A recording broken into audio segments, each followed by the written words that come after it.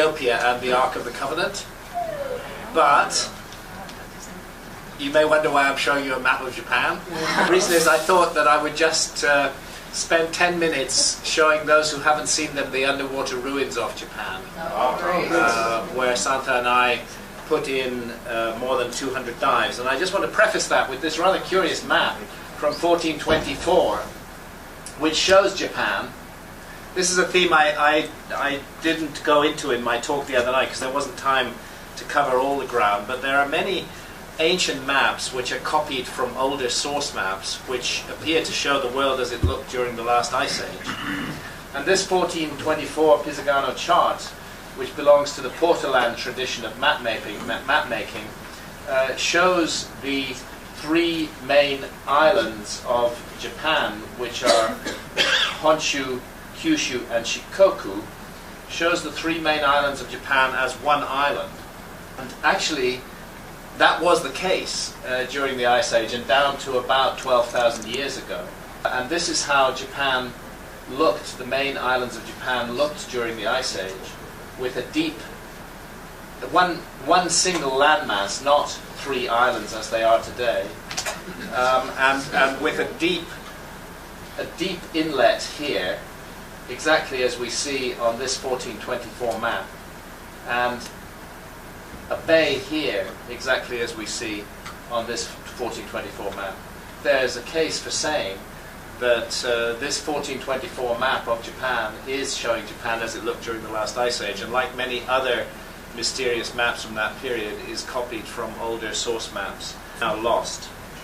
And I want to, that is a preface to taking a look at the underwater monuments of Yonaguni, which are Yonaguni is the most southwestern of all the Japanese islands. It lies within sight on a clear day of Taiwan.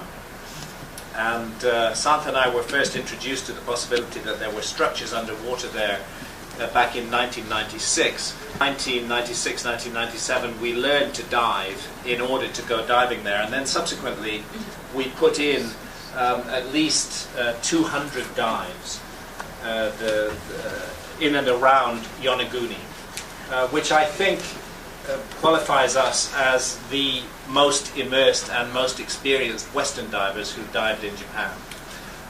There are one or two Japanese divers, notably Professor Masaki Kimura from the University of the Ryukyus, who have dived on that structure more than we have. He and his students have done hundreds and hundreds of dives, but Kimura and I both agree that what we're looking at is a gigantic man-made underwater complex, where I have to disagree with my good friend Robert Schoch, the professor of geology at Boston University, who I took to Yonaguni in 1997.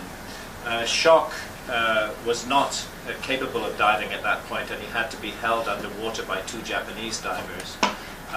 He found himself in a terrifying situation in the current, very severe current which flows past the monuments, rather stronger than a river in its force. I felt that his judgment that all of these structures were totally natural and had nothing to do with human workmanship at all was hasty, I felt it merited more work on his part than simply two dives of an incompetent diver who's mainly fighting for his life rather than studying the monuments. And that raises questions in my mind over Schoch's judgment on the Bosnian pyramids as well, which he has also dismissed as natural. But I will make up my own mind on the Bosnian pyramids when I visit them in July this year. And until then, I'm going to withhold judgment. These two gigantic pillars lie side by side against a huge rocky outcrop. I don't doubt that the rocky outcrop is natural, but I believe these two pillars have been put into place by human workmanship. The geological view is that they somehow fell neatly into place without breaking from some cliff above, and the fact that there is no cliff immediately above that point doesn't disturb those geologists. This is how the pillars look against the rocky outcrop in context. And if we now swim around here, we come to the terraces of Yonaguni. which are certainly the most striking feature of the monument, with these very clear rock-cut terraces in the side of the monument. And the argument that they are natural is based on the following assumption, namely that this is a sedimentary rock, and that as it was laid down over the course of geological time, softer and harder layers were laid in place. And then as sea level rose beating against the rock, it selectively removed the softer layers and left the harder layers in place, giving this stepped formation. And that's it's not a totally ridiculous argument, but once you get to know the monument well, as we have done, and I think it's a monument that deserves hundreds of dives rather than 2 dives, once you get to know it well, you realize that there's problems with that explanation. Because where you would expect to see all of that rubble that was removed from here, supposedly by the sea, in order to create this stepped effect, well, you'd expect to see it down below those terraces, down here, but what you see instead is a perfectly clear, straight pathway.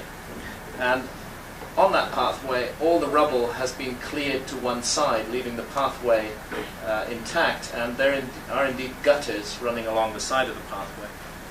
So to me, that speaks of human workmanship rather than the work of nature. And then we have this extraordinary face underwater further up the coast, about half a mile further up the coast, where you have 2 eyes, a nose and a mouth looking due south. And I'm in there for scale. It's a gigantic structure. There are in fact pupils in the eyes. And if you look here, you can see that there are the remnants of a headdress on the side of this underwater face. And if nature did make it, it was quite amazing that nature separated off the head from the rest of the rocky outcrop in order to make it. And as we pull back, we can see the whole thing in context and see that there's a huge flat patio in front of it, and again along this pathway there are gutters on either side. Now I want to take you further north now to Okinawa and what are called the Kerama group of islands, and specifically Akajima, 40 kilometers west of Okinawa, where we found these structures underwater. They were actually found by a local Japanese diver, and he drew our attention to them. And there's 2 distinct aspects. There are small, what turn out to be river stones, which appear to be cemented to the seabed in semicircular formations. And then there is a huge rock-cut series of stone circles, which are actually, they're not built, they're carved down into the bedrock on a very substantial scale. And that gives you the scale. That's me holding the video camera there. And of course all of these photographs are taken by Sata, I need to emphasize. I don't give enough credit to my amazing wife, who risks her life. Because, diving and photographing on these structures requires a whole mixture of different skills. And sometimes the dives are incredibly difficult. Yeah. Can I just ask you to mention the Kerala? Yeah. Where the German geologists did off-camera say. Yeah. Wolf Richmond, yeah, absolutely. So what we're looking at here is a central upright with a series of surrounding megaliths, all of which are carved out of the solid bedrock at the bottom of the sea. And you can see that the outer megaliths form a kind of spiral around the central upright. And the way that the outer curve of the central upright matches the inner curve of the surrounding uprights is particularly impressive to me. I don't think that there's any way that this could be made by nature. I took another geologist there, a German geologist called Wolf Richmond, who often writes for Der Spiegel magazine.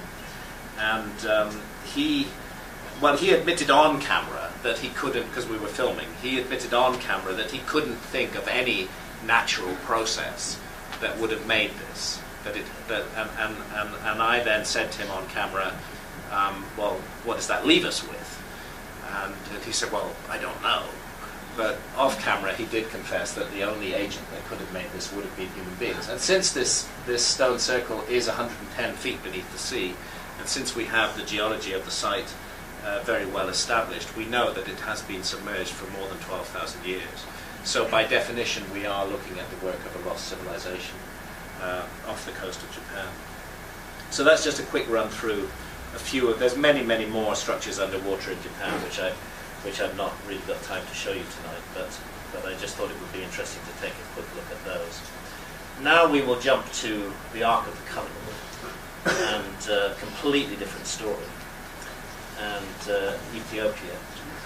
And again, all of the photographs that I'll show you here tonight are Santa's work, apart from two aerials of the rock-hewn site of Lalibela in Ethiopia. Everything else is Santa's photography. So the Ark of the Covenant, this incredibly mysterious, powerful, energized biblical relic. It is actually it dominates the biblical story from the time of the Exodus of the Jews from Egypt until the building of the Temple of Solomon. There's more than 200 separate references to it in the Bible. And we understand that it had these two winged figures which were perched on top of a lid that was called the mercy seat. And the two winged figures are described as cherubim, and their wings joined together above the ark. And it's often spoken of a cloud and a light and a fire that rises up between these two figures. It's impossible to read the very detailed biblical and extra-biblical accounts of the Ark of the Covenant without, at some point or another, thinking technology. It does sound like a technological artifact. And when I say that, I don't mean to remove its sacred quality, because it's certainly that as well. And indeed, the Raiders of the Lost Ark movie, in which it's described as a radio for talking to God, is not far off the mark, because Moses did talk to God through the Ark of the Covenant. And it's Moses we're looking at here, and Moses is about to be, I believe, no, not Moses, it's Noah, who's going to be the subject of a film soon, starring Russell Crowe. But this is the typical view of Moses on Mount Sinai, the fire up above and holding the tablets of the Ten Commandments. And this is Mount Sinai. At the foot is a monastery, St. Catherine's Monastery. It's a very wild area, amazing area amazing mountain to climb. There are some steps cut into it at certain points, and various quotations from the Bible that one finds scattered here and there. But Mount Sinai is not the only contender. The place that we now call Mount Sinai is not the only contender for the Sinai of the Bible. The other one is this one, which is called Sirabit al-Kadem. And Sirabit al-Kadem is in southern Sinai, and on the west side of the Sinai. And on top of it is an Egyptian temple dedicated to Hathor. And it's clear that the Egyptians were there, and indeed were all over the Sinai. And here they mined turquoise. There's a strong scholarly case that has been made that Mount Sinai has been misidentified as the Mount Sinai of the Bible, and Sirabit al-Kadem is actually the place. So there's the Ark of the Covenant. And it's clear to anybody who has studied the Ark and also studied ancient Egyptian traditions that there are commonalities. For example, at Karnak, Temple of Karnak in Luxor in Upper Egypt, you can see many depictions of priests carrying what looks like a sort of boat on their shoulders, on carrying poles. And in the center of the boat is a shrine, a box-like shrine, and they walk in procession carrying the ark. And in fact, you can see an Ark of the Gods in the Temple of Horus in Edfu in Upper Egypt. One has survived, and you can see it. I mean, it's been repaired, but you can see it's carrying poles, and there's the boat, and there's the shrine. So this is an object which bears an image of the god, which is carried on the shoulders of priests in procession. And there's no doubt in my mind, and indeed in the minds of many scholars, that we have a precursor of, or an archetype of the Ark of the Covenant in these Arks of the Gods from ancient Egypt. And you will also see other arks in the relics brought out of the tomb of Tutankhamun, again carried on carrying poles, and in this case very box-like in form, with an interesting sort of triangular lid on the top. So ancient Egypt is full of arks. Another thing, you'll see this is the figure of Isis from the tomb of Seti I in the West Bank of Luxor. But and here are Isis and Nephthys with their winged figures, with their wings meeting together. Very similar concept, similar concept to the cherubim on top of the Ark of the Covenant. So what I'm building up to say here is that clearly there is an ancient Egyptian connection and an ancient Egyptian background to the Ark of the Covenant, and various aspects of the story of the Ark are really quite intriguing. I did a massive amount of work on this, not only in the Bible itself, which is full of spooky references, but also in the legends of the Jews and huge numbers of extra biblical sources that speak of the Ark of the Covenant. And just a quick summary of some of the things that the Ark does. It stops the waters of the River Jordan when the Israelites cross into Jordan. It's rather like a repeat of the Red Sea scene. The waters of the Jordan pile up on either side, and the priests walk through carrying the Ark. It's a fearsome weapon in battle. It's used again and again in battle, and there are accounts of the Ark flying forward, rushing forward towards the enemies of Israel, emitting a moaning or a howling sound, and sparks of fire shooting out of it. It kills the unfortunate Uzzah when it's being carried up towards Jerusalem. It's being carried on a cart, and he reaches out to steady it, and a bolt of fire shoots out of it and kills him on the spot.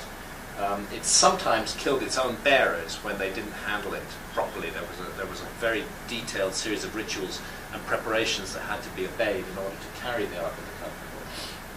It's implicated in the destruction of Jericho. We tend to focus on the blowing of the horns, but it's the Ark that's carried 7 times around the walls of Jericho, and the walls of Jericho come down. It's difficult to resist a feeling that we're dealing with some sort of out-of-place technology here. And last but not least, the killing of 50,000 Philistines at Ashdod, when the Ark is captured in battle, briefly, by the Philistines. They take it off to the city of Ashdod on the coast, and they make the horrendous mistake of opening the Ark of the Covenant, and then they place it on a table, and the population of Ashdod, it becomes a sort of tourist trophy, and the population of Ashdod file past it. And then we read in the Bible how they all die very soon afterwards, and the specific statement that they die of cancerous tumors. So all of this, you can't read this without wondering what on earth is going on with this extraordinary object. And there again, let's go back to Egypt, those arks of the gods that the priests carry in procession.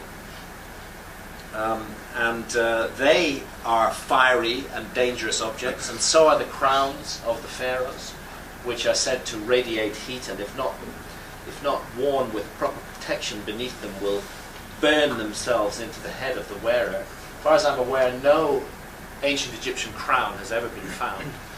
Only images of the crowns and accounts of the power of the crowns. We see stone sculptures of the crowns and reliefs of the crowns, but we do not find the crowns themselves. There's this. You'll see this on every Ancient Aliens show. It's down in a crypt. It's down in a crypt beneath the Temple of Dendera.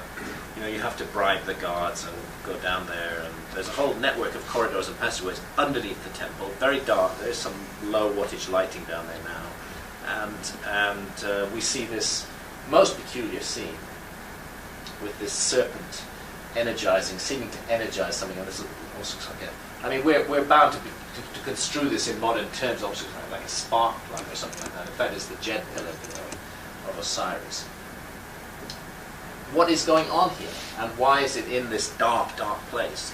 Are we looking at some sort of instrument for generating light? Is that what's being depicted here? Again, I'm just making the point that there are echoes of a lost technology in the ancient Egyptian traditions, like, for example, this so-called bird. It's filed amongst birds in the Cairo Museum. It's in a display case full of birds, but it isn't a bird. It's got a vertical upright tail, and it's got wings with an aerofoil section. And in fact, it has been wind tunnel tested and proves to be an extremely effective aeroplane, which came out of a tomb near the temple of Saqqara, the pyramid of Saqqara in Upper Egypt. So either this is just a total accident that the principles of the aerofoil section are found in an object from ancient Egypt, or we're looking at the traces of some sort of lost technology in ancient Egypt. I talked at length the other day about the pyramids, the Great Pyramid of Giza, how the Great Pyramid models the dimensions of the Earth on a scale of 1 to 43,200, how it is very precisely within 3/60ths of a single degree aligned to true north. I think it goes without saying that the makers of the Great Pyramid, whoever they were the masters of a science that we don't fully understand today. Egyptology dismisses the mystery of the Great Pyramid too easily. It's truly an extraordinary monument. I do believe it's the work of human beings, but I think that it incorporates technological principles that are way ahead of the time that is attributed to it, including that knowledge of the dimensions of the Earth. So again, staring us in the face, overlooking Giza, is this proof that the builders of the pyramids knew a thing or two that we would call science today. And of course, Moses is a figure whose story begins in Egypt. Moses is indeed reared in the household of the Pharaoh.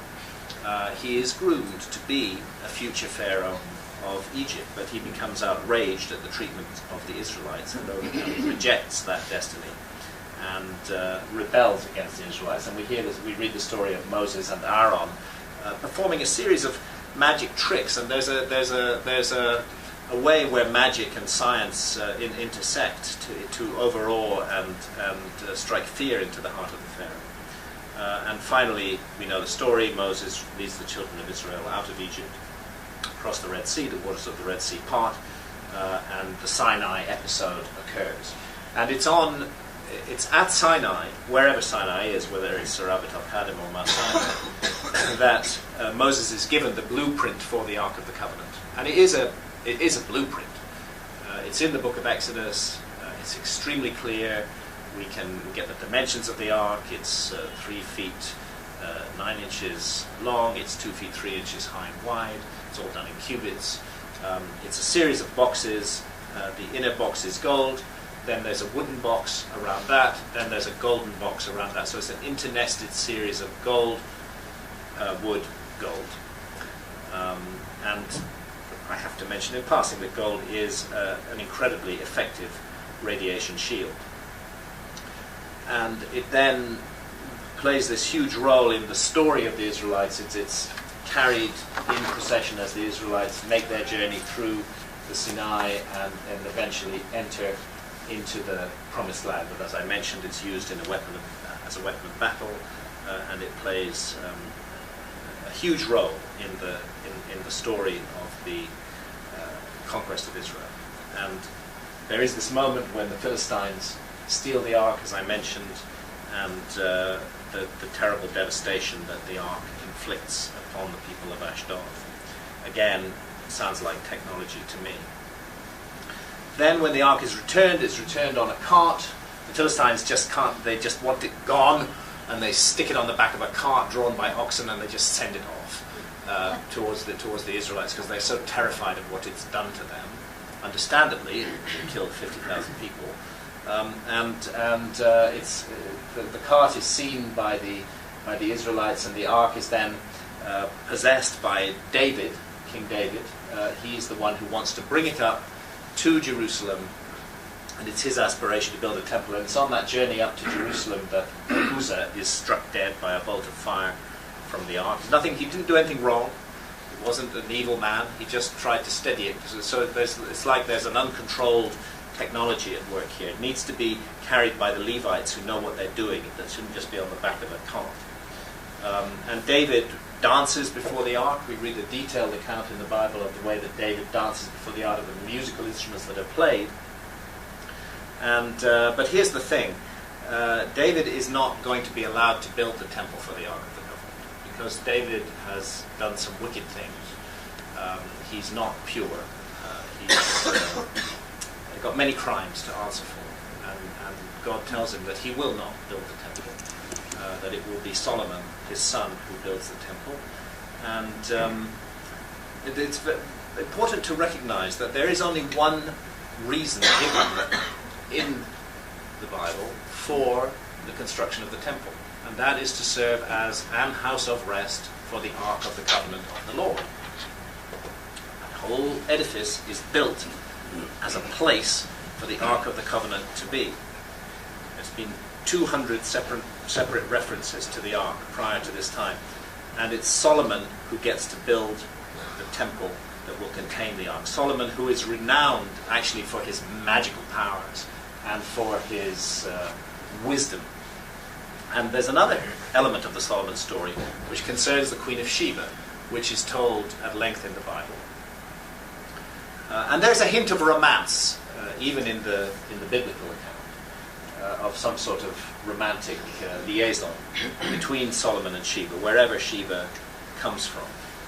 And Solomon builds the temple, and this is a model of the temple, and the Holy of Holies is a cubical golden box to contain the gold box of the Ark of the Covenant. Again, I remind you, gold is an incredibly effective radiation shield, apparently more effective than lead. And the bronze sea, which is described as a part of the temple furniture, if you like, it's a huge, almost a lake-sized vessel of water that stands in the courtyard of the temple. And I just want to compare that notion of a sacred body of water with the temple, and indeed the appearance of the temple with its columns, with the temple of Karnak in Upper Egypt. Of course, these two columns, Jachin and Boaz, are of great significance to Freemasons today. And there's the temple of Karnak in Upper Egypt, and there's its sacred lake. Now, there's a mystery surrounding the construction of the temple, and this intersects a lot with Freemasonic concerns. It's the mystery of Hiram Abiff. And we read in 2 Chronicles 2:11-14 how King Hiram of Tyre wrote a letter to King Solomon advising him that he was sending Huram Abi to work on the temple. And this Hiram Abiff, as the Masons call him, Hiram Abi, was the son of a widow of the tribe of Naphtali. It's confirmed in Scripture. The son of a widow is a very interesting motif, which is worth keeping in mind. I'll touch on it again in a moment. And King Solomon sent and fetched Hiram out of Tyre. He was a widow's son of the tribe of Naphtali, and his father was a man of Tyre, a worker in brass, and he was filled with wisdom and understanding and cunning to work all works in brass. And he came to King Solomon and wrought all his works. That's in 1 Kings 7:13-14. Now, according to Masonic tradition, Hiram was murdered by 3 of his assistants soon after he'd completed the bronze work of the temple. And this event is commemorated in the initiation ceremonies for Master Masons, in which the initiate is required to play the role of the murder victim.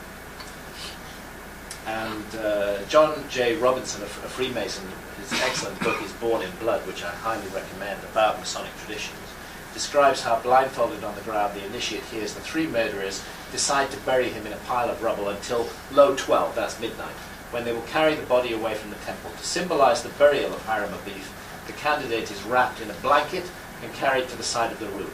Soon he hears a bell strike 12 times and is carried from the rubble grave to a grave dug on the brow of the hill west of Mount Moriah, the Temple Mount. he hears the murderers agree to mark his grave with a sprig of acacia and then to set out to escape to Ethiopia across the Red Sea. A couple of resonances here. First of all, that sprig of acacia. The wood of the Ark of the Covenant itself is described as acacia wood. In the Masonic tradition, a sprig of acacia is involved in this story of Hiram Abiff, and Ethiopia figures in the story.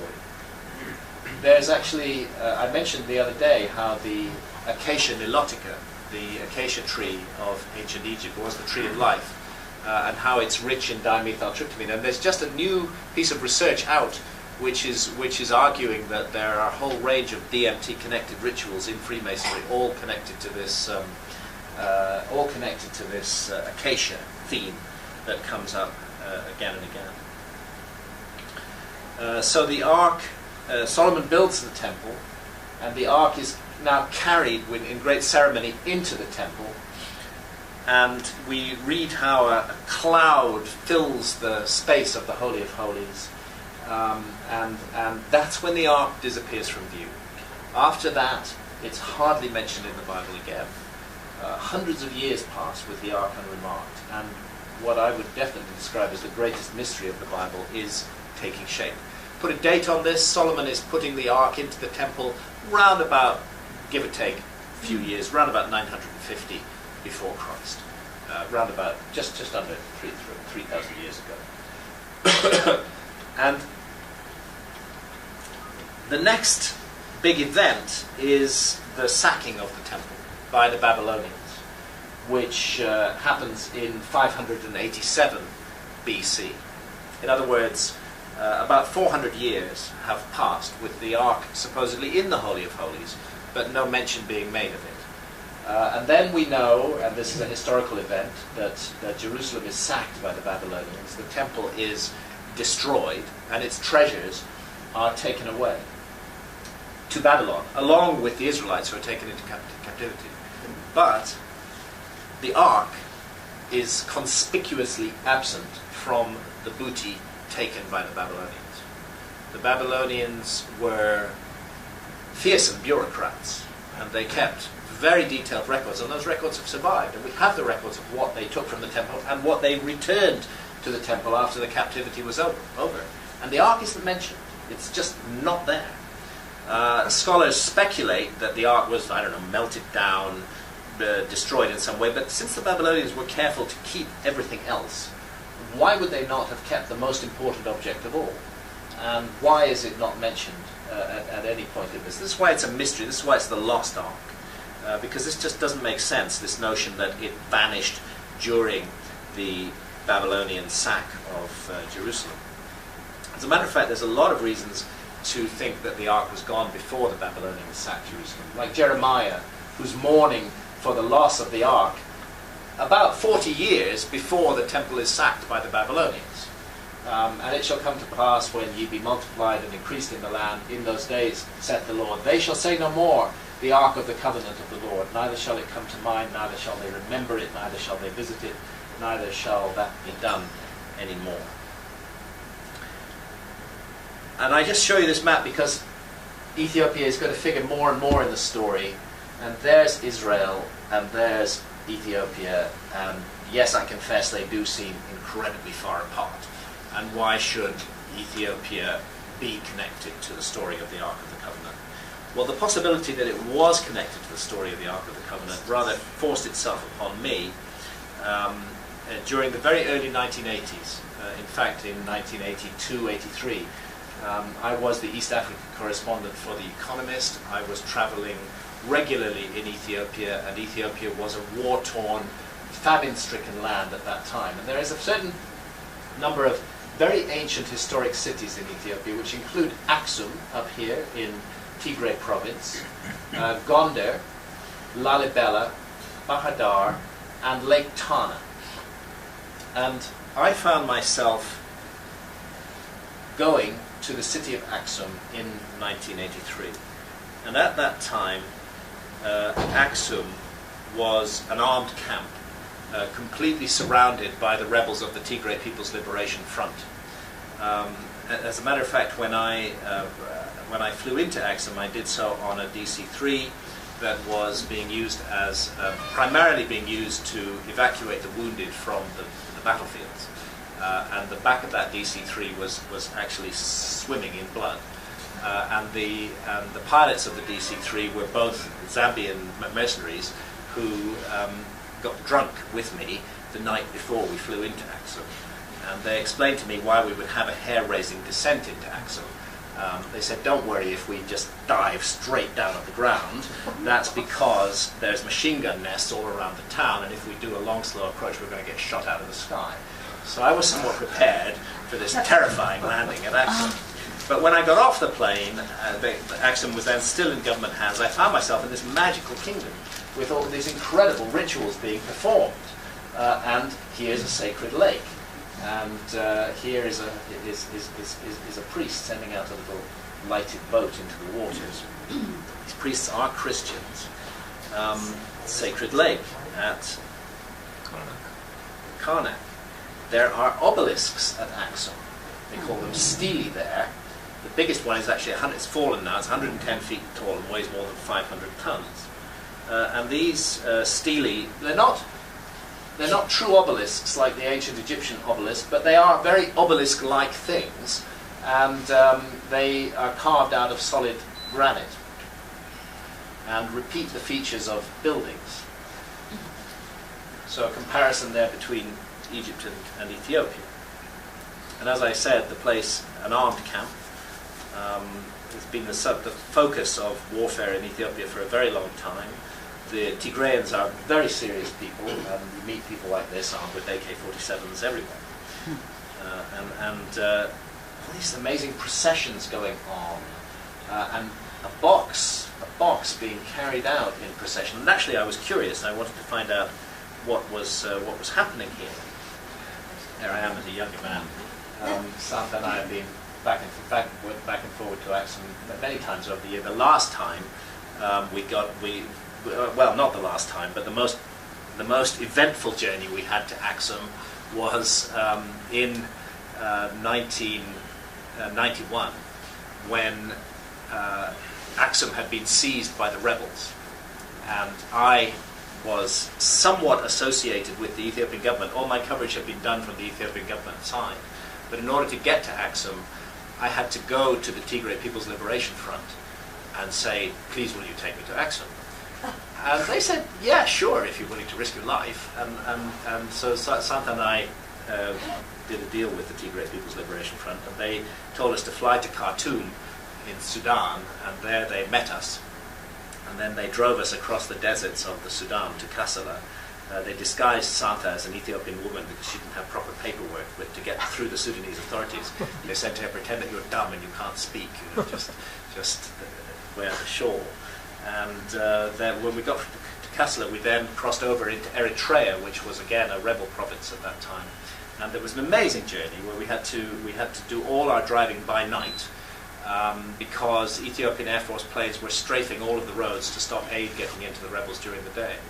And about half an hour before dawn, they would seek out a wooded area, and they would bring the vehicles into the shelter of the trees, and then they would go back and brush out the tracks for about a mile back before we went in there. And we would then spend the day under the trees and then drive again at night. It was an amazing journey to get back to Axum again in 1991 and to review the mystery. It's clearly not the Ark of the Covenant, but what it is a symbol or a replica of the Ark of the Covenant, which is being carried out in procession in recognition of the fact, they say, that the original Ark of the Covenant is sitting there in the city of Axum. And there is another one of those processions. There is the oldest church in Africa. That's the Church of St. Mary of Zion, which stands on top of an even older Christian structure going back to the 3rd century AD. And beside it is this little chapel, which was built by the Emperor Haile Selassie, whose original name was Ras Tafari, means Prince Tafari. Of course, the Rastafarians named themselves after him. Haile Selassie was claimed to be the 225th direct line descendant of Solomon and Sheba. I'll come to that in a moment. He built this chapel for the Ark of the Covenant, and in the 1960s it was taken out of the Church of St. Mary of Zion and carried into this chapel, and there it's remained ever since, supposedly. We understand that there's a huge system of tunnels underneath Axum where the Ark is taken in times of trouble, of which there have been many. Coming in closer, there's the chapel again. And here is one of the several guardians of the Ark, because once you're appointed as guardian of the Ark, you have a very short lifespan. We found about 3 years. Then the guardians die. We've got, in our series of visits to Axum over a period of several years, we met a number of different guardians whose predecessors had all died. We knew their predecessor, he died, the new guy had taken over. In one case, the guy who was appointed as guardian of the Ark, when appointed to be the guardian of the Ark, ran away. They had to send men after him into the hills and drag him back to the city, because once you're appointed as guardian of the Ark, you're never allowed to leave the grounds of the sanctuary chapel again. That's where you're going to spend the rest of your short life. They have cataracts over their eyes. They all develop cataracts over their eyes.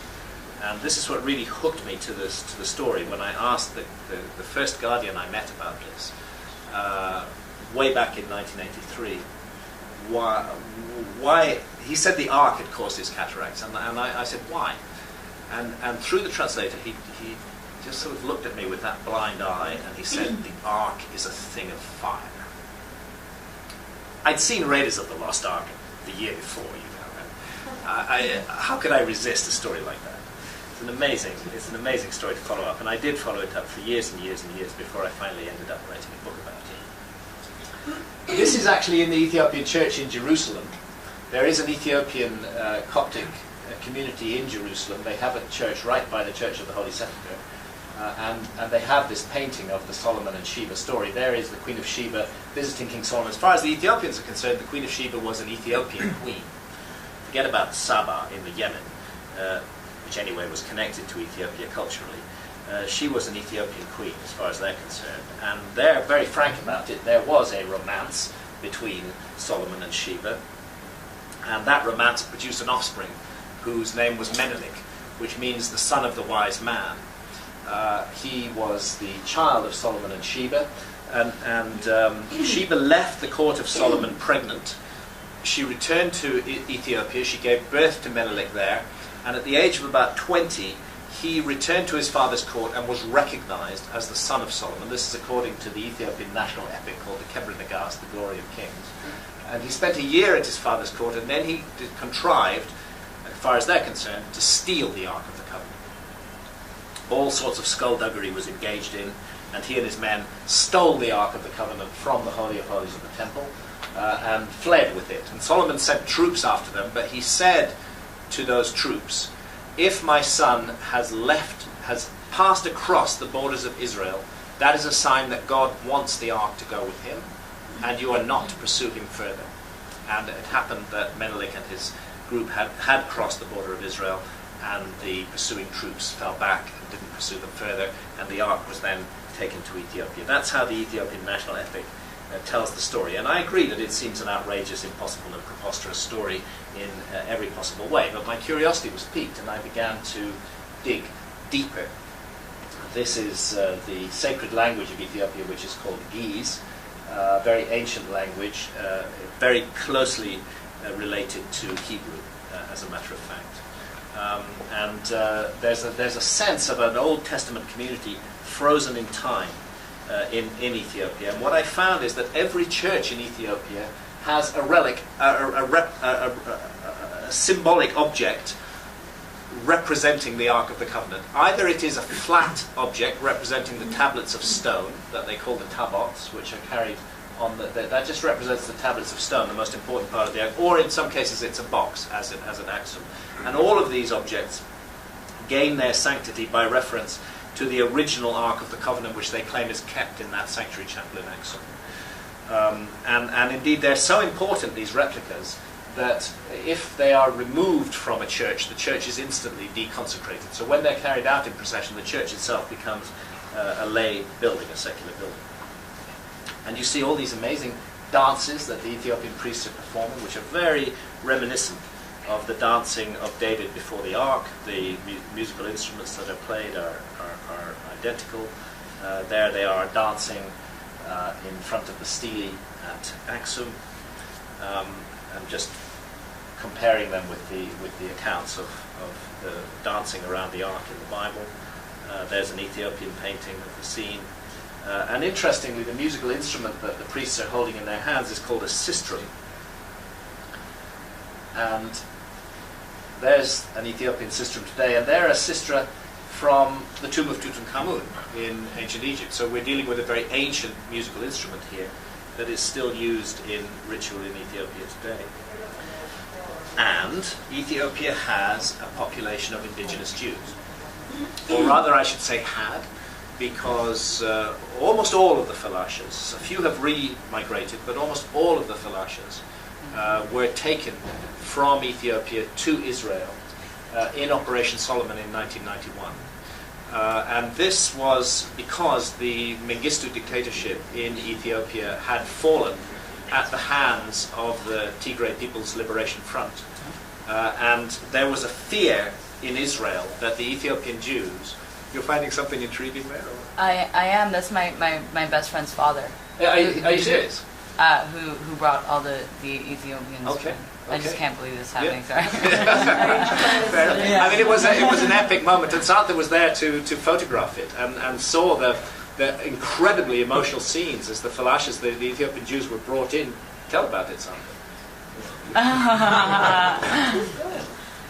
It was quite an incredible time, because in Addis, this was during the downfall of Mengistu, whilst the Tigrayans came into the city to take over the country, the Israelites brought in these enormous planes. They were literally like, cattle, like no seats, nothing. And they came in and brought buses and buses and brought all those people from Gondar into Addis. And they were in front of the Israeli embassy. And what I didn't like about it, I wish I had an image of it, is that they stamped. It just reminded me of the time during World War II, what the Nazis did to the Jews, where they stamped them. Yeah, you've seen pictures, images of them being stamped. And all these Ethiopian Jewish people had stamped. They were stamped before they were herded onto buses to take them away. And it was a nightmare. They all wanted to leave. You had a woman hand you her baby. And there were women having babies. They locked the gates of the embassy. And they were passing babies over, and I was, close. And they handed me this newly born baby just outside the gate for the baby to go. It was like the last hours of Vietnam. It was a very emotional, terribly emotional scene. And chaotic scene. But they did take all of them. They took them all. They took them all. They took them all, and it was an incredible movement of people. And Ethiopia was collapsing, and they feared into chaos. In fact, the Tigray People's Liberation Front proved to be a responsible force, and there were no massacres. Yeah. But anyway, the Falashas. And by the way, the Falashas don't like to be called Falashas. They call themselves Beta Israel, which means House of Israel. The Falashas they see as an insulting term, but it is a term that's generally used for them. Santa and I traveled a lot amongst Beta Israel communities in Ethiopia, researching the story of the Ark of the Covenant before the Exodus. They lived a very humble, simple life. One of the ways they made a living was with these tourist trinkets that they sold, which show Solomon and Sheba in bed together. And various other objects. And various other objects, Stars of David, and all kinds of other objects. They were receiving some Torah scrolls from Israel, but there's an interesting difference between Ethiopian Judaism and modern Judaism. Ethiopian Judaism is essentially pre-Talmudic Judaism. They don't know the Talmud. They don't have rabbis. They have priests. They do perform sacrifice. All of these things don't happen in modern Judaism. So there's a sense that the Ethiopian Jews are a very ancient Jewish community, somehow marooned in the highlands of Africa. And I spent a lot of time talking to Falasha elders and asking them, how is it that your people came to Ethiopia? And how come you're practicing this incredibly ancient form of Judaism? And they said that their ancestors came to Ethiopia by following the Nile. And they had formerly had a temple in Egypt. And that their first settlement in Ethiopia had been on an island in Lake Tana. I had this story from more than one Falasha elder. And it's rather intriguing. Because, look, I don't think the Ethiopian national epic, the Kebra Nagast, is chapter and verse true. I think it stands for the truth, and I think there are historical events behind it, and my quest became to establish a real historical route by which the Ark of the Covenant could have got from here to here. And there's something missing from this map, and that is the Nile River, which connects Ethiopia to a point very close to Israel. It's like a road through the desert. And suddenly the distance doesn't seem so great. You know, the Nile has two streams, the Blue Nile and the White Nile. The Blue Nile rises in Lake Tana in Ethiopia, and it's actually responsible for most of the Nile's flow. And this is where, if you get back, I spent a lot of time with a professor at the Hebrew University called Menahem Haran, who's a great expert on this particular period. And Menahem Haran is convinced that the Ark of the Covenant was not in the temple when the Babylonians sacked the temple. He's convinced that the Ark of the Covenant came out of the temple long before that date. And he associates it with the reign of Manasseh, who was a king who reigned from 687 to 642 BC, and who was an idolater. He's actually reviled in the Bible for abandoning the traditional Judaic faith, and he reintroduced pagan religious worship to Israel. And he installed what is called an Asherah, a pagan idol, which is sometimes represented as a tree and sometimes as a female figure. He installed this pagan idol in the Holy of Holies in the temple. And Menahem Haran's view is that there's no way that those who were loyal to the traditional religion of Israel could have allowed the Ark of the Covenant to be contaminated by proximity to this Asherah. That it would have had to have been taken out of the temple during the reign of Manasseh. That they would never have allowed it to stay there. And then, after Manasseh, we hear about Josiah cleansing the land of idols. And it said unto the Levites that taught all Israel which were holy unto the Lord. This is really interesting. Josiah is telling the Levites to put the ark back in the temple.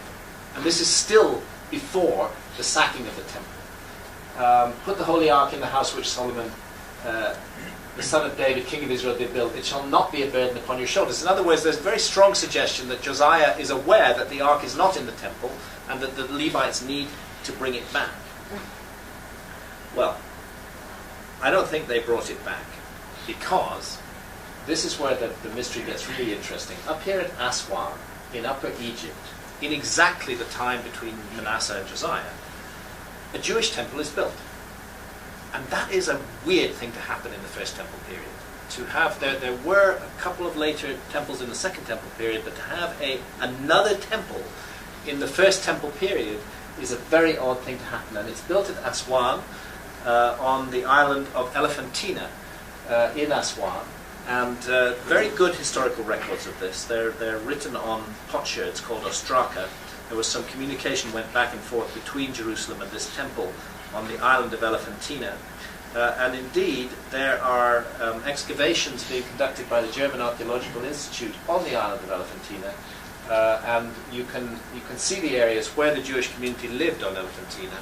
And although the temple has not survived, there's absolutely no doubt that there was a Jewish temple there, and that it was of the same dimensions as the Temple of Solomon and built according to the biblical blueprint. Why was the temple built in Jerusalem? As an house of rest for the Ark of the Covenant of the Lord. Is it possible that this temple in Elephantina was built to house and safeguard the Ark during the reign of Manasseh? Now, the temple in Elephantina survived from the 650s BC down to about 400 BC. But there was a problem. The patron deity of Elephantina is the god Khnum. And Khnum is a ram deity. And the Jewish community on the island of Elephantina were sacrificing rams. And this led to problems with the Egyptians, and eventually that Jewish community was driven out of Elephantina. And they disappear from history. There's no firm evidence that they were massacred. It seems most implausible that they would have gone north through a hostile Egypt. I believe they went south, and that they followed the Nile River system right up into the highlands of Ethiopia, and came indeed to Lake Tana, as the Falasha traditions maintain. And there's the amazing and majestic Blue Nile Falls, which give you some sense of the flow of the Nile out of Lake Tana. I have to tell you a sad story about the Blue Nile Falls. You can't see this today. No. The quest for power in Ethiopia has led the Ethiopian government to the most unwise decision to install a huge hydroelectric plant there. And they've diverted the Nile, and the Blue Nile Falls no longer exist. Every now and then they'll switch them on again for some reason. But this incredible natural scene no longer exists. They were, I mean, amongst the great waterfall scenes of the world. Very, very sad. On Lake Tana you find reed boats, rather like the ancient Egyptian reed boats, and the general air of antiquity and mystery. Many Ethiopian churches with lots of monks, and it was amongst those monks that I heard an interesting story, because I was asking around about the Ark of the Covenant. I wanted to follow up that Beta Israel story, the Falasha story, that the Ark had been brought to Lake Tana. And a monk told me, yeah, actually it's still here. It's on the island of Tana Kirkos. And so this is, again, these amazing churches around Lake Tana. Incredible art. And so Santha and I hired a boat, and we went off to Tana Kirkos, this is Tana Kirkos. Rather interesting island. Nobody ever goes there. And on Tana Kirkos we found a community of Christian monks and ancient relics. We later brought Professor Richard Pankhurst, who's the leading Western historian of Ethiopia there, and he confirmed that these were of the Aksumite period, dating back before the time of Christ. And the monks there tell the story. They say the Ark, they said, no, the Ark isn't with us. Now that monk misinformed you. The Ark is in Aksum, but the Ark of the Covenant was here for 800 years. We were Jews then. The Ark was taken to Aksum by force in the time of King Izana. King Izana was the Ethiopian king who converted to Christianity. And his headquarters was Aksum. And so this is the suggestion that the Ark was brought to Lake Tana, as the Falashas say, that it rested on the island of Tana Kirkos for 800 years, and that in the historical period, in the time of King Izana, it was taken by force to Aksum, and became the center of this curiously Old Testament form of Christianity that is practiced in Ethiopia. And again, these processions, the carrying out of the replica of the Ark, the whole scene. And this I was particularly struck by. On a fallen stela, this device, which nobody can explain, but which looks exactly like one of those arks from the tomb of Tutankhamun in Egypt. So, to cut a long story short, I don't think the Ark is in a warehouse in America, as the Raiders of the Lost Ark movie told us. I think it's in Ethiopia, or I think at least there's a good case for it being in Ethiopia. There's nowhere else in the world that has a living tradition of veneration of the Ark of the Covenant. There are some suggestions in Judaic traditions that the Ark was buried under the Temple Mount. It was buried on Mount Nebo in Jordan, but there's nowhere else in the world that has an entire religious system based around the veneration of it. So I think Ethiopia has a strong circumstantial case. No, I was never allowed into the temple to see the Ark of the Covenant, and I don't know of anybody who ever has been allowed in to see it. But I think the evidence adds up. Now, since we're on the subject of Steven Spielberg, I can't resist the Holy Grail, which was the next quest of Indiana Jones. I found some very interesting connections between the Grail and the Ark, which I described in my book, The Sign and the Seal. The two earliest references to the Holy Grail are in Chrétien de Troyes, excuse my French, in 1182, and in Wolfram von Essenbach, 1195 to 1200. We all think of the Grail as a cup, And Chrétien did describe it as a golden cup. But Wolfram von Essenbach described the Grail as a stone. A cup is a golden vessel. If you take a golden vessel and place a stone in it, what do you have? You have the Ark of the Covenant, which is a golden vessel with the stone tablets inside it. And Parzival, like Hiram, is the son of a widow. And to cut a long story short, my research suggests that the medieval quest for the Holy Grail was a coded reference to a real quest for the Ark of the Covenant, and that it was intimately connected with the Knights Templar, who themselves were the progenitors of Freemasonry. The Grail tradition begins in 1182. Jerusalem, where the Templars had their headquarters on the Temple Mount, was recaptured by Salahuddin in 1187, and Wolfram wrote his Grail quest between 1195 and 1200. There is a artist's impression of the Temple of Solomon there on the Temple Mount back in Solomonic times. And here is Google Earth looking down on the Temple Mount today. And on the Temple Mount we see two Islamic structures. The Dome of the Rock, that's the Mosque of Omar. It's called the Dome of the Rock for reasons I'll come to in a moment. And the Al-Aqsa Mosque, which is here. This whole area was the Temple of Solomon, but history has passed by. There was the later Second Temple was built there, sacked by the Romans, and now, since about the 600s or 700s AD, it's been an Islamic shrine. Holy place to all three of the monotheistic faiths, Christianity, Judaism, and Islam. Again, the model of the Temple of Solomon, and there the Dome of the Rock. And it's called the Dome of the Rock because of this rock which stands beneath the dome.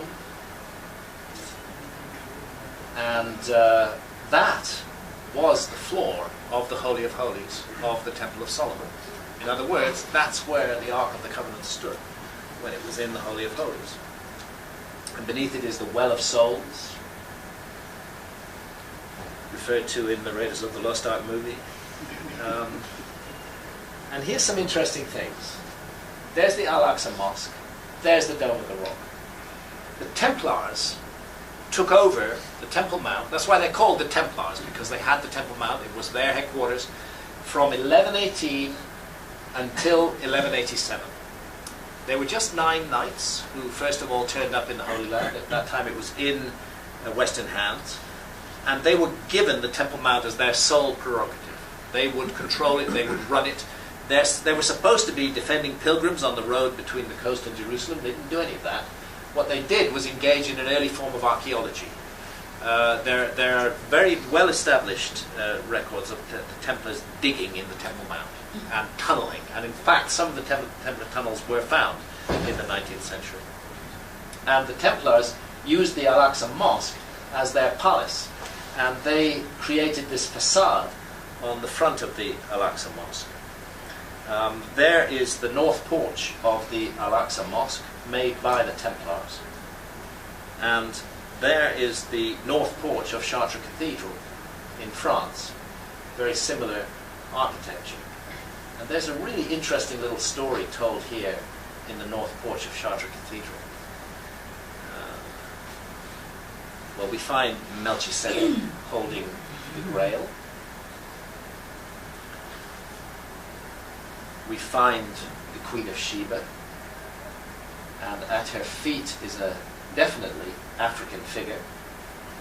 This says to me an association between the Queen of Sheba and Africa, which is exactly what the Ethiopians claim.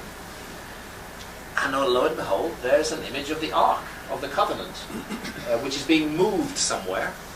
It actually says, I can't speak Latin, but I had it translated for me, Hic amicitur Arca Ceteris. Here is hidden the Ark of the Covenant. And it's being moved towards the figure of the Queen of Sheba. So I couldn't help wondering if there was a suggestion that the Ark of the Covenant had been taken to the land of the Queen of Sheba, Ethiopia. And then we come across this character. His name is Lalibela. He's an Ethiopian king, And he is exiled from the Ethiopian court, and the place he chooses for exile is Jerusalem. And he's there from 1160 to 1185, the height of Templar power. And he had his own mini court in Jerusalem. It is inconceivable that his path would not have crossed with the path of the Templars. He certainly would have known that. And he returned to Ethiopia with a mysterious supporting force, overthrew his rival, and became the king of Ethiopia. And the churches for which he's famous are said in Ethiopian legends to have been built by angels. So I couldn't help wondering, could these angels have been Knights Templar with their advanced skills as masons? And I have to confess, after seeing Ajanta today, I can't help wondering if some Indian craftsmen were involved as well, because Lalibela is astonishingly like Ajanta in many, many ways. Here is the whole Lalibela complex, which is a series of rock-hewn churches, 11 churches in all, with a river Jordan running through the middle of them. And that's the Church of St. George's, carved out of solid rock, seen from above. And again, a view of St. George's Church. So you understand that this was a single mass of rock, which was carved down, and this whole church was created and hollowed out inside. It's a place of living worship today. That's how it looks at the top, the surrounding countryside. There are many of these churches that are cut into caves, exactly like we see at Ajanta. And amongst them is this church, the Church of St. Mary in Lalibela. Really interesting little church. Up on the ceiling of the church are lots of fascinating designs, including the swastika. The swastika is found all over St. Mary's Church. The swastika was a device of great significance to the Freemasons. It's found, for example, at Garway Temple Church in Hertfordshire in England. It's found all over the Church of St. Mary in Lalibela. And a Templar cross is found on the ceiling of the Church of St. Mary, surrounded by a Star of David. But what really seals it for me, a Templar connection with Lalibela, is the painting of the Al-Aqsa Mosque that appears on the walls of St. Mary's Church in Lalibela. Because in that painting of the Al-Aqsa Mosque, we see that the domes are surmounted by Christian crosses. And there was only one time when those domes were surmounted by Christian crosses, and that was when the Templars used the Al-Aqsa Mosque as their palace. So I'm suggesting very strongly that the Templars made a quest to Ethiopia and were in some way or another involved with Lalibela. And behind this, on this column, behind this cloth covering, is said to be a most secret inscription. But with sufficient amount of Ethiopian birr changing hands, we managed to persuade the monk to tell us what the inscription said. And he said, Sator Repo Opera Tenet. I have no idea what that meant. So that's what it says. Well, Sator Arepo Opera Tenet is the Templar magic square. You can read it in all directions, as you can see. It's older than the Templars, but they adopted it and they used it all over their architecture and their sacred buildings. So it's intriguing that that particular device is found inside St. Mary's Church in Lalibela. And Templar crosses are all over Aksum as well as Lalibela, and Templar symbolism is found all over those areas. And I'll just close with my, I hope, distant relative, James Bruce of Kinnaird. My middle name is Bruce. My mother's family were Bruces. And James Bruce was a great Scottish explorer who travelled to Ethiopia in the 18th century, between 1770 and 1771. He was very tall, apparently about 6'9", which was very tall for a man of the 17th, 18th century. And he was described by the acid tongue of Samuel Johnson as the tallest man I ever saw free of charge.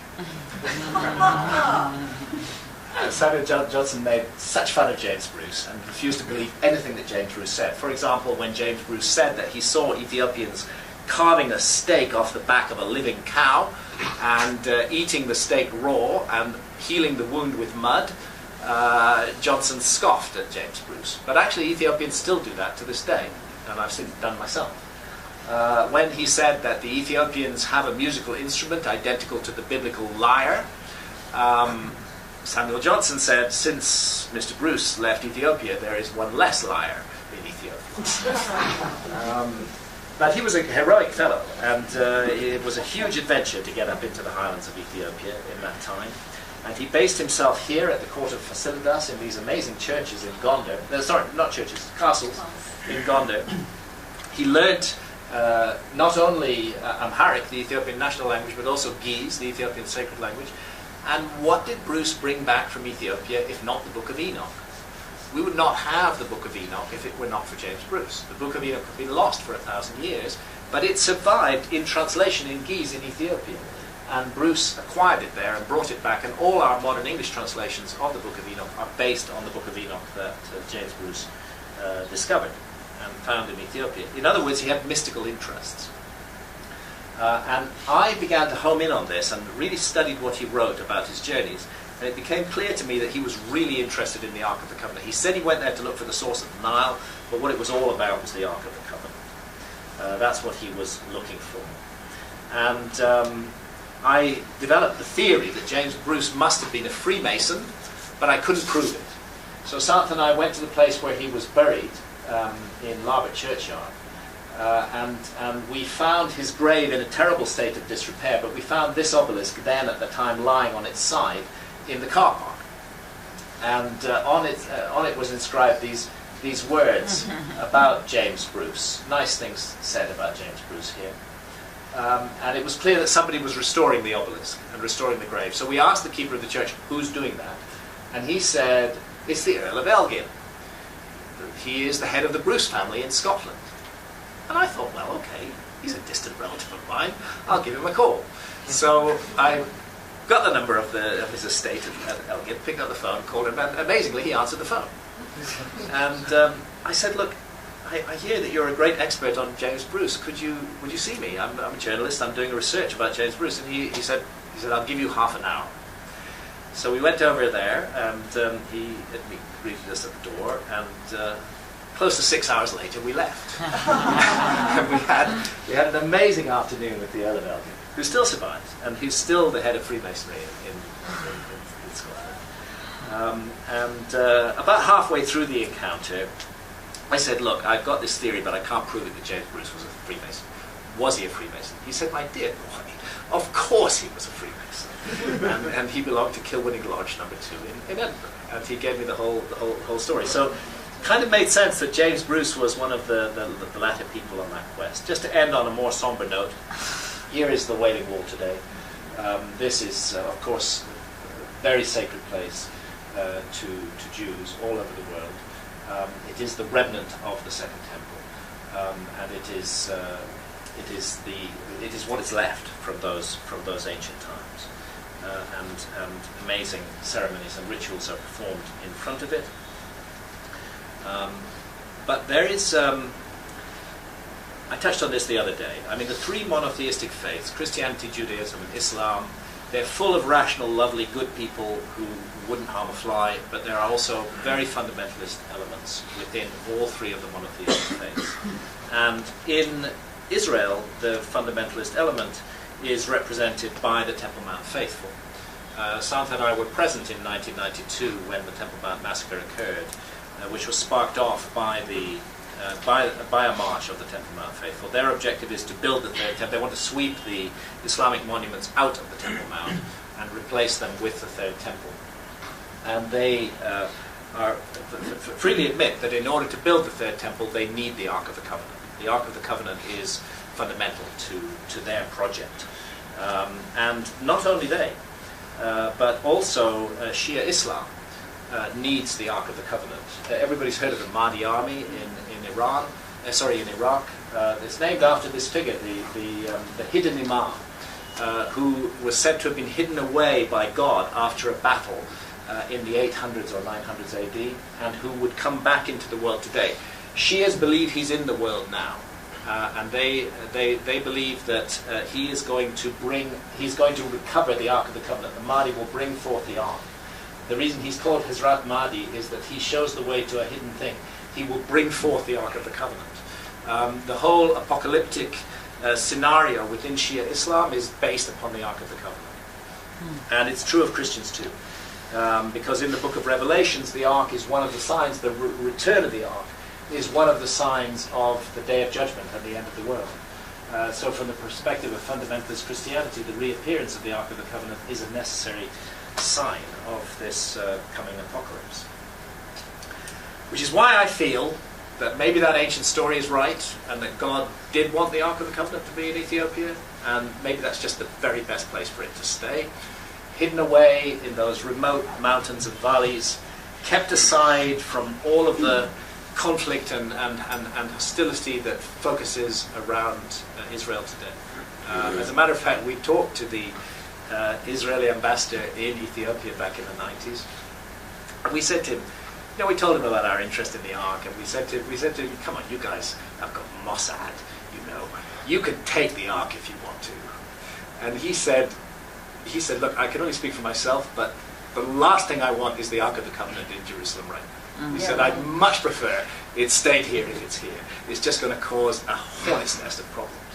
And I thought that was very wise and very true. So, I don't know. I can't prove it, but I think it's there. Thank you.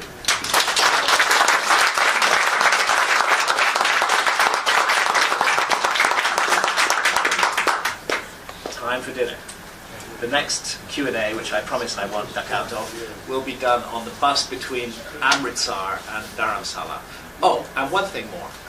I am, if you're up to it, and if anybody wants to hear it, willing to do another 30 or 40 minute talk tomorrow when we're back in Delhi. Not a long, epic one like this, but about the Spanish conquest of Mexico, which will be, which we can do in the hotel in Delhi at around 8 o'clock. Around 8 o'clock. Yeah. Tomorrow. Wonderful.